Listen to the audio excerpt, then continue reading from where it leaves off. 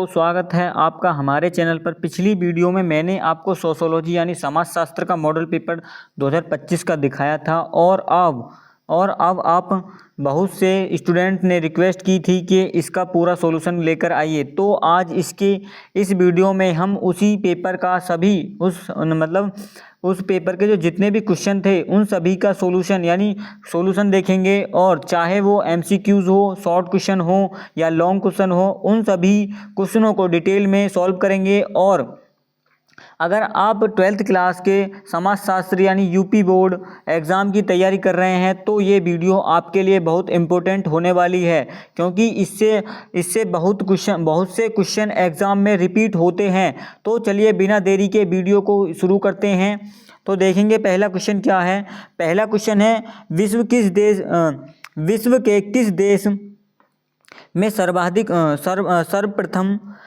के किस देश में सर्वप्रथम जनगणना प्रारंभ हुई थी। तो सर्वप्रथम जनगणना किस देश में प्रारंभ हुई थी? तो इसका करेक्ट आंसर है ऑप्शन सेकंड। इसका सही आंसर है अमेरिका। 1801 में इंग्लैंड को आधुनिक जनगणना का जनक माना जाता है। और आधुनिक जनगणना कब से मानी जाती है? तो 1801 इंग्लैंड से मानी जाती है, लेकिन सबसे पहले अमेरिका में हुई थी 1770 के आसपास में। अगला क्वेश्चन देखेंगे। अगला क्वेश्चन नंबर 2 है, हरिजन शब्द का सर्वप्रथम प्रयोग किसने किया था? हरिजन शब्द का प्रथम प्रयोग यानी हरिजन शब्द का जो यूज़ है, इसका सबसे पहले प्रयोग यानी उपयोग किसने किया था? इसका सही आंसर है महात्मा गांधी। ऑप्शन थर्ड इसका करेक्ट आंसर हो जाएगा। अगला क्वेश्चन देखेंगे। क्वेश्चन नंबर 3 है, समान कार्य के लिए समान वेतन की बात किस अनुच्छेद में की गई है? तो किस अनुच्छेद में की गई है समान कार्य के लिए?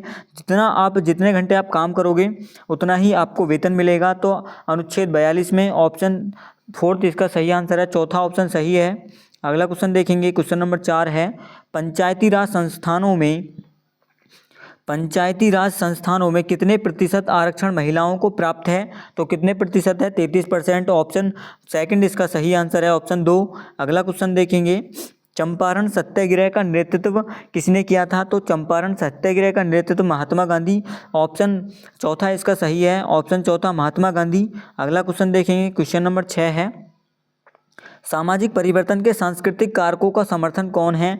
तो सांस्कृतिक कारकों का समर्थक कौन है? तो इसका सही आंसर है सेरोकिन। ऑप्शन 2 इसका सही आंसर हो जाएगा। अगला क्वेश्चन देखेंगे, जाति का संबंध किससे होता है? तो जाति जन्म से होती है। ऑप्शन फर्स्ट इसका सही आंसर है। अगला क्वेश्चन देखेंगे, राज्य क्या है? तो राज्य एक संस्था है यानी एनी इंस्टीट्यूट। ऑप्शन पहला इसका सही है। अगला क्वेश्चन देखेंगे, सती प्रथा निषेध अधिनियम कब पारित हुआ यानी कब पास्ड हुआ? The Sati prohibition act was passed in. तो इसका सही आंसर है ऑप्शन 2 1829 इसका सही आंसर हो जाएगा। अगला क्वेश्चन देखेंगे। क्वेश्चन नंबर 10 है, ग्राम पंचायत का कार्यकाल कुल कितने वर्षों का होता है? तो 5 वर्ष का होता है ग्राम पंचायत का। ऑप्शन 2 इसका सही आंसर है। अगला क्वेश्चन देखेंगे। अगला आपके वेरी शॉर्ट क्वेश्चन टाइप हैं यानी अति लघु उत्तरीय प्रश्न है, जो कि आपके 25 वर्ड्स यानी 25 शब्द, इनकी जो मैक्सिमम सीमा होती है 25 शब्द सीमा होती है, 25 शब्दों में लिखा जाता है। तो इसका आंसर देखेंगे। आंसर क्या है, राष्ट्रवाद किसे कहते हैं? राष्ट्रवाद किसे कहते हैं? मोस्ट इंपोर्टेंट क्वेश्चन है आपके लिए, इसको जरूर याद कर लीजिएगा। 100% पूछा जाता है ऐसा क्वेश्चन, मोस्ट इम्पोर्टेंट है आपके लिए। तो देखेंगे इसका उत्तर क्या है। राष्ट्रवाद एक ऐसी भावना है जो किसी विशेष भौगोलिक, सांस्कृतिक या सामाजिक परिवेश में रहने वाले लोगों में एकता का संचार करती है।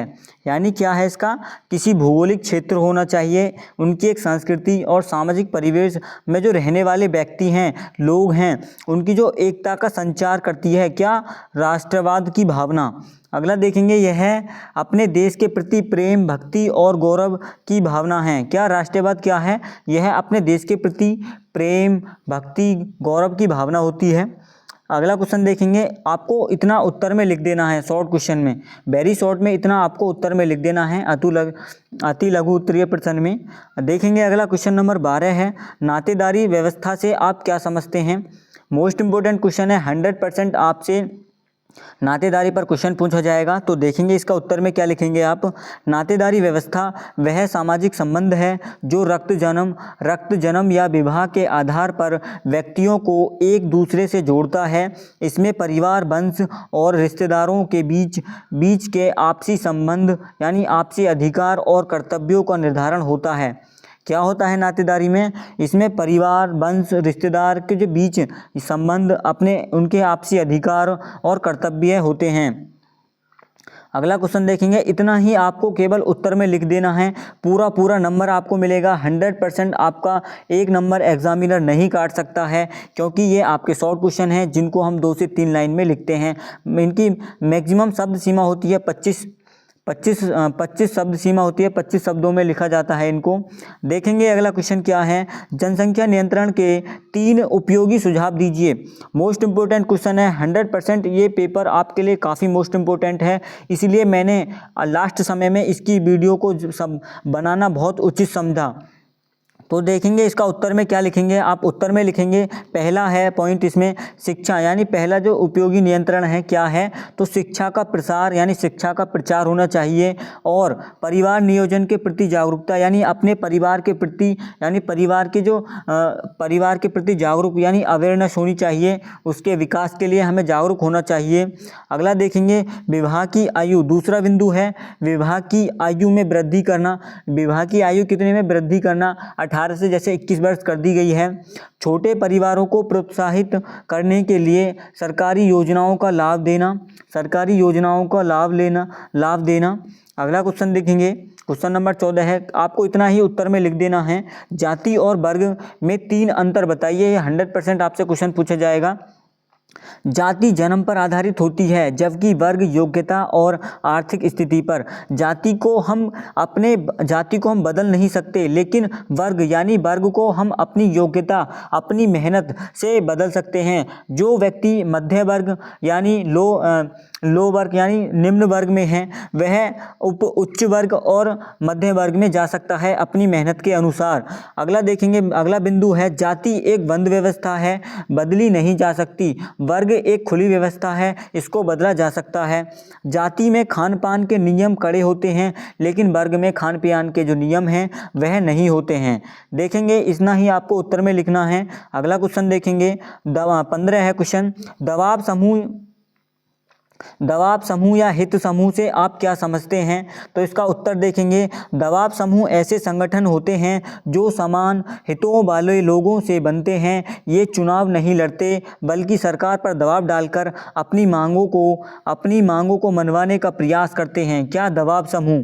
जैसे हमारे गरम दल के क्रांतिकारी रहे, फ्रीडम फाइटर्स रहे। अगला क्वेश्चन देखेंगे, क्वेश्चन नंबर 16 है, कृषक समाज की 3 विशेषताओं का उल्लेख कीजिए या लिखिए। तो पहली विशेषता है मुख्य व्यवसाय कृषि और प्रकृति पर निर्भरता, ये पहली विशेषता हो जाएगी। अगली विशेषता होगी संयुक्त परिवार प्रणाली का अधिक महत्व, संयुक्त परिवार प्रणाली का अधिक महत्व। तीसरा बिंदु हो जाएगा आपका सरल जीवन शैली और परंपराओं के प्रति गहरा जुड़ाव। अगला क्वेश्चन देखेंगे, आप इतना ही उत्तर में लिख के आना है, इससे ज़्यादा आपको नहीं लिखना। अगर आप ज़्यादा लिखोगे तो एग्जामिनर सोचेगा कि उल्टा पिल्टा बनाकर लिख दिया है, उससे आपके नंबर कट सकते हैं। भले ही आप कम लिखें, लेकिन आप बिल्कुल सटीक आंसर लिखें, जो एग्जामिनर देखते ही आपके पूरे नंबर रखे, एक नंबर आपका नहीं काटे। तो देखेंगे अगला क्वेश्चन क्या है, सांस्कृतिक विविधता से आप क्या आशय है? तो इसका उत्तर में लिख देना है आपको। सांस्कृतिक विविधता का अर्थ है एक ही समाज या उद्देश्य में अलग अलग धर्मों और भाषाओं, रीति रिवाजों, खान पान और कलाओं का एक साथ अस्तित्व में होना। जैसे कि हमारे भारत में अलग अलग प्रकार के धर्म, भाषाएं, रीति रिवाज, खान पान और अलग अलग चित्रकलाएं व्यवस्थित हैं और सभी मिलजुल कर यहाँ पर रहते हैं। अगला क्वेश्चन देखेंगे, इतना ही आपको उत्तर में लिखना है। अगला क्वेश्चन देखेंगे, ग्राम पंचायत के 3 कार्य बताइए। तो ग्राम पंचायत के 3 कार्य में पहला कार्य है गांव की साफ सफाई और रोशनी की व्यवस्था करना। गांव की साफ सफाई होनी चाहिए, पहला मुख्य कार्य होना चाहिए, और उसमें रोशनी यानी लाइट की व्यवस्था होनी चाहिए। दूसरा हो जाएगा कार्य सार्वजनिक कुओं, तालाबों और नालियों का निर्माण व मरम्मत, यानी जो सार्वजनिक हमारे प्राचीन कुएं हैं, तालाबें हैं, उनकी जो या तो साफ़ सफाई भी होनी चाहिए और उनकी मरम्मत भी होनी चाहिए, और नलकूप यानी नल भी लगाने चाहिए पानी के लिए। अगला बिंदु हो जाएगा, तीसरा कार्य है प्राथमिक शिक्षा और स्वास्थ्य सेवा को बढ़ावा देना चाहिए।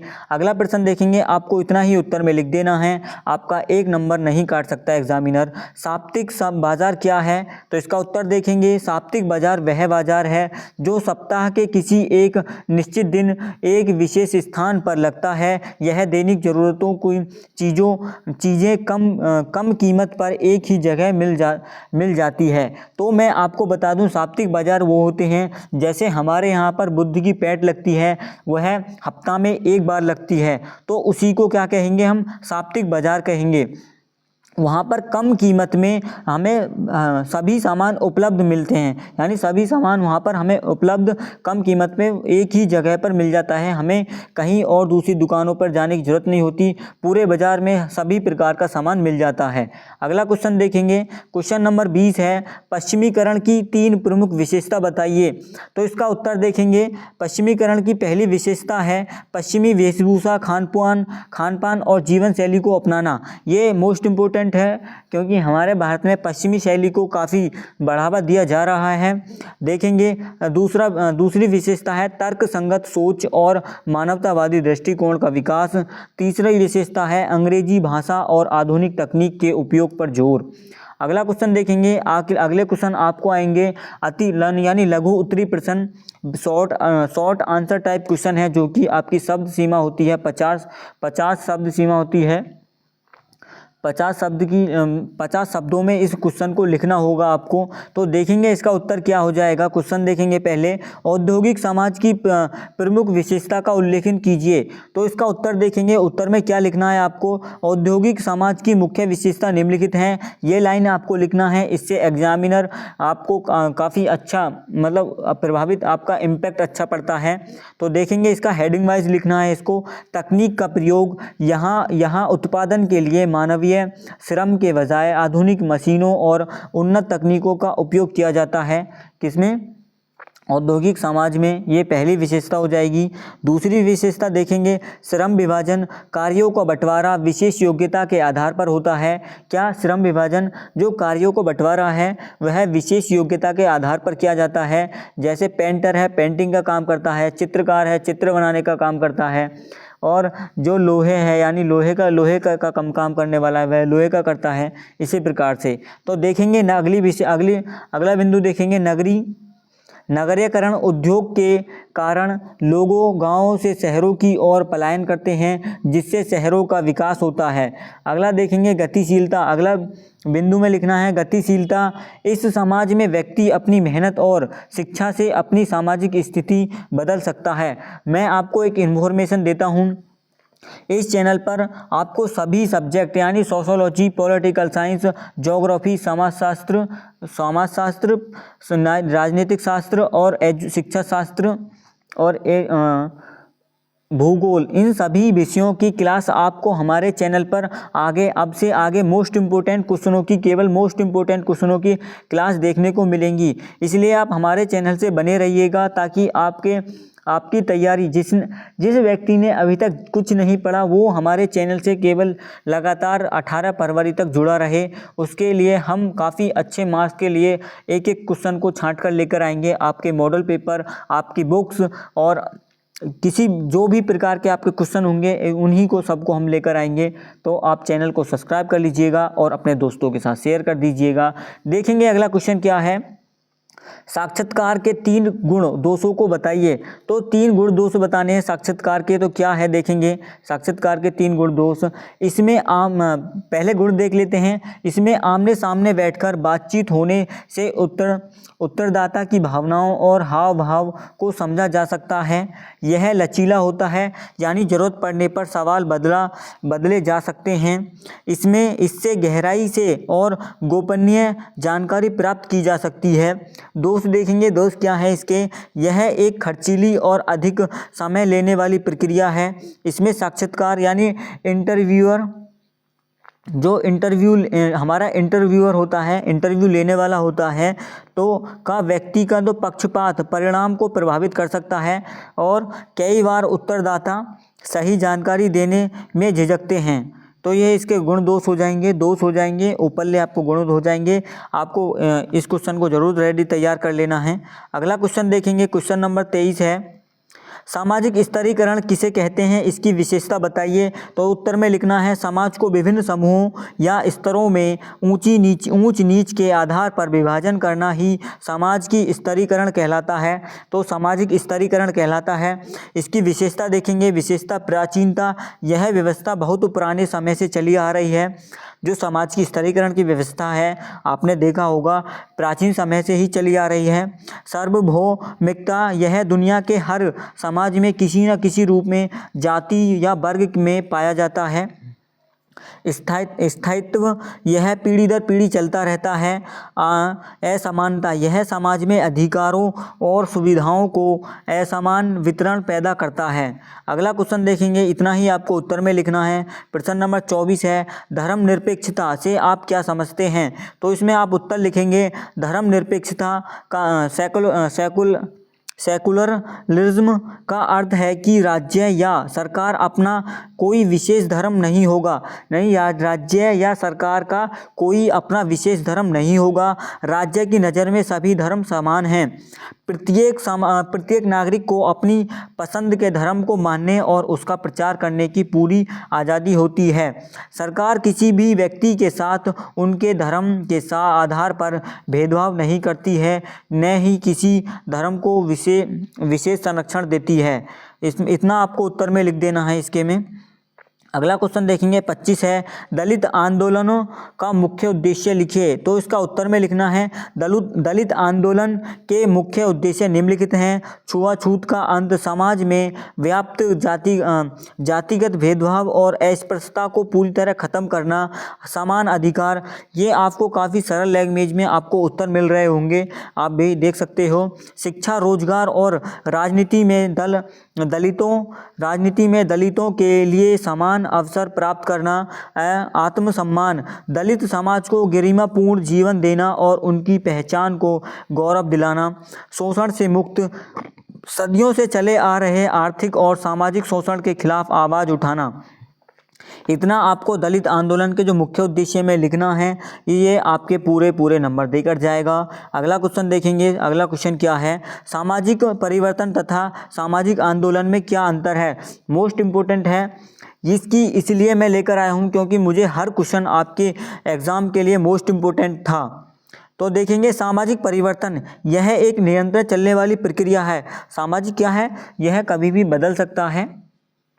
जो स्वाभाविक रूप से आती है, जैसे तकनीक या शिक्षा में बदलाव, यह अक्सर अनियोजित हो सकता है यह और पूरे समाज के ढांचे को धीरे धीरे बदल देता है। सामाजिक आंदोलन यह एक सचेत और सामूहिक प्रयास है। जब लोग किसी विशेष लक्ष्य या बदलाव को लाने या रोकने के लिए एकजुट होकर संघर्ष करते हैं तो उसे आंदोलन कहते हैं। आंदोलन नियोजित, प्लान और संगठित होता है। आंदोलन क्या होते हैं, एक नियोजित, यानी पहले से इसकी प्लानिंग की जाती है और व्यक्तियों का संगठित समूह होता है और इनमें एक लीडर होता है, यानी आंदोलन को नेतृत्व करने वाला एक उनका विशेष व्यक्ति होता है। अगला क्वेश्चन देखेंगे, लॉन्ग क्वेश्चन है जिनकी शब्द सीमा आपको 150 शब्द सीमा में लिखना होता है और आपके जितने भी क्वेश्चन हैं मोस्ट इम्पोर्टेंट हैं। देखेंगे इसका उत्तर क्या है। संस्कृतिकरण की अवधारणा। अब इस संस्कृतिकरण की अवधारणा तथा इसकी प्रमुख विशेषताओं की विवेचना कीजिए। तो इसके उत्तर में आपको क्या लिखना है, संस्कृतिकरण की अवधारणा प्रसिद्ध समाजशास्त्री M.N. श्रीनिवासन ने दी थी। ये आपको मोस्ट इम्पोर्टेंट है, आपको इतना हिस्सा जरूर लिखना है कि संस्कृतिकरण की जो अवधारणा है प्रसिद्ध समाजशास्त्री M.N. श्रीनिवासन ने दी। तो इसका अर्थ उस प्रक्रिया से है, इसका अर्थ किस प्रक्रिया से है जिसमें कोई निम्न हिंदू जाति या समूह या द्विज ब्राह्मण किसी उच्च जाति विशेष द्विज जाति के रीति रिवाजों, विचारधारा और जीवन शैली को अपनाकर अपनी सामाजिक स्थिति को ऊंचा उठाने का प्रयास करता है। तो क्या करता है, अपने निम्न हिंदू जाति उच्च जाति होने का जो दिखावा करती है उसी को क्या कहते हैं हम, संस्कृतिकरण की अवधारणा कहते हैं, संस्कृतिकरण कहते हैं। इसके प्रतिपादक कौन थे, इसके जो यह अवधारणा किसने दी, तो एम.एन. श्रीनिवासन ने दी। इतना आपको इसमें याद रखना है। और इसकी विशेषता में देखेंगे क्या लिखना है आपको। इसकी पहली विशेषता है पदक्रम में परिवर्तन। इसमें जाति व्यवस्था का ढांचा नहीं बदलता, यानी जो जाति का कास्ट स्ट्रक्चर है वह चेंज नहीं होता, बल्कि इसमें केवल उस विशेष जाति की स्थिति में स्थानीय परिवर्तन होता है। यानी स्थानीय परिवर्तन, विशेष जाति की जो स्थिति है उसमें स्थानीय परिवर्तन होता है। समूह प्रक्रिया, यह व्यक्तिगत नहीं बल्कि एक पूरे समूह या जाति द्वारा की जाने वाली प्रक्रिया है। उच्च जातियों का अनुकरण, निम्न जातियों उच्च जातियों के शाकाहार जनेऊ धारण करने और धार्मिक अनुष्ठानों का पालन करने लगती हैं। सांस्कृतिकरण की गतिशीलता, सांस्कृतिक गतिशीलता, यह समाज में ऊर्ध्वगामी सामाजिक गतिशीलता को दर्शाता है, सामाजिक गतिशीलता को दर्शाता है। अगला क्वेश्चन देखेंगे, क्वेश्चन नंबर 28 है, दहेज प्रथा का भारतीय समाज पर प्रभाव का वर्णन कीजिए। तो इसका दहेज प्रथा का भारतीय समाज पर वर्णन कीजिए, तो इसके उत्तर में आपको क्या लिखना है, इतना आप उत्तर में लिख देंगे तो आपका 1 नंबर एग्जामिनर नहीं काट सकता है। तो देखेंगे, दहेज प्रथा भारतीय समाज के लिए एक गंभीर अभिशाप बन गई है, इसका प्रभाव अत्यंत नकारात्मक है। हाँ, तो इसका अत्यंत प्रभाव नकारात्मक होता है। दहेज प्रथा का नकारात्मक प्रभाव होता है। यह दहेज प्रथा भारतीय समाज के लिए क्या है, एक गंभीर अभिशाप बन गई है, सच में ही बन गई है। स्त्रियों का उत्पीड़न होता है इसमें। देखेंगे क्या वर्णन है, पॉइंट्स के अनुसार अगर आप क्वेश्चन को लिखोगे तो आपके एग्जामिनर काफ़ी अच्छे मार्क्स आपको देने की कोशिश करेगा। हो सकता है आपको एक क्वेश्चन पे पूरे से पूरे नंबर दे दे। तो देखेंगे क्या है, स्त्रियों की उत्पीड़न, दहेज की मांग पूरी न होने पर बहुओं को मानसिक और शारीरिक रूप से प्रताड़ित, यानी उनको दंडित किया जाता है, प्रताड़ित किया जाता है, जो कई बार दहेज हत्या या आत्महत्या का रूप ले लेती है। ऐसा होता है हमारे समाज में। आर्थिक बोझ, मध्यम और गरीब परिवारों के लिए बेटी की शादी एक भारी आर्थिक संकट बन जाता है, जिससे लोग कर्ज के जाल में फंस जाते हैं। अगला क्वेश्चन, अगला बिंदु देखेंगे, कन्या भ्रूण हत्या। दहेज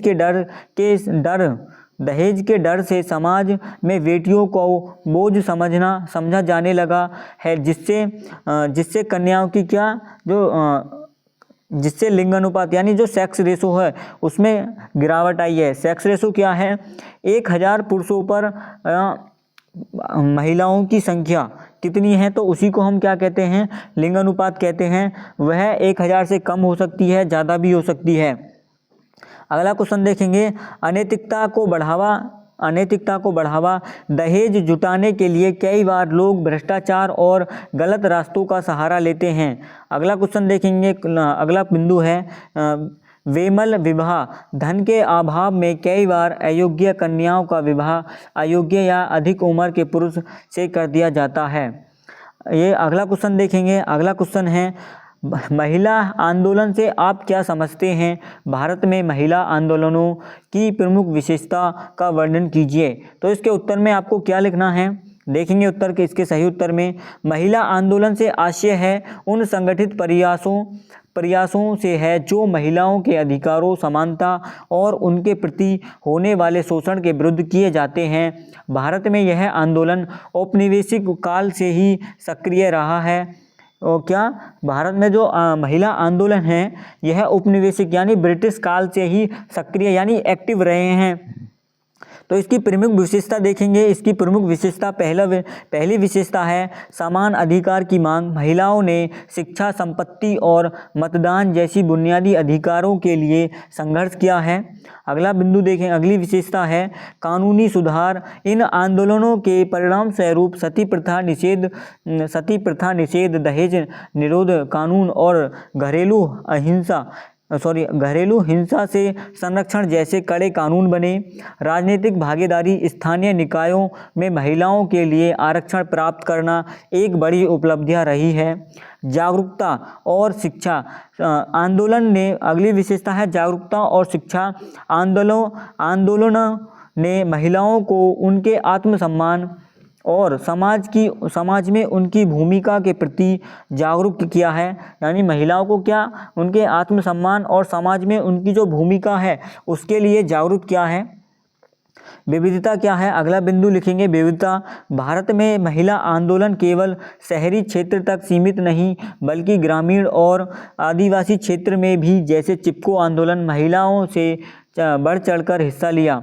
महिलाओं ने हमारी आज़ादी के बाद बहुत से आंदोलन किए अपनी स्वतंत्रता, शिक्षा और समान अधिकार के लिए। तो दोस्तों ये थे आज के पेपर का पूरा सॉल्यूशन। उम्मीद है कि ये आंसर आपके एग्ज़ाम में बहुत काम आएंगे और मैंने कोशिश की है कि हर क्वेश्चन को आसान भाषा में समझा सकूं ताकि आपको याद करने में कोई परेशानी न हो। ये आप ही की लैंग्वेज में लिखे गए क्वेश्चन हैं। अगर आपको ये वीडियो हेल्पफुल लगी है तो चैनल को लाइक करें और वीडियो को लाइक करें, चैनल को सब्सक्राइब करें और अपने दोस्तों के साथ शेयर ज़रूर करें ताकि उनकी भी हेल्प हो सके। और हाँ, अगर आपने अभी तक चैनल को सब्सक्राइब नहीं किया है तो अभी कर लीजिए। अगले इम्पोर्टेंट पेपर का सॉल्यूशन आपका मिस कर सकते हैं अगर आपने चैनल सब्सक्राइब नहीं किया। अगर सब्सक्राइब कर लिया तो आपका मिस नहीं होगा अगले मोस्ट इम्पोर्टेंट क्वेश्चनों का जो पेपर सॉल्यूशन कराऊंगा मैं। आप अगले वीडियो किस सब्जेक्ट पर चाहते हैं मुझे कमेंट बॉक्स में बताएं और ज़रूर बताइएगा। मिलते हैं अगली वीडियो में। धन्यवाद। जय हिंद, जय भारत।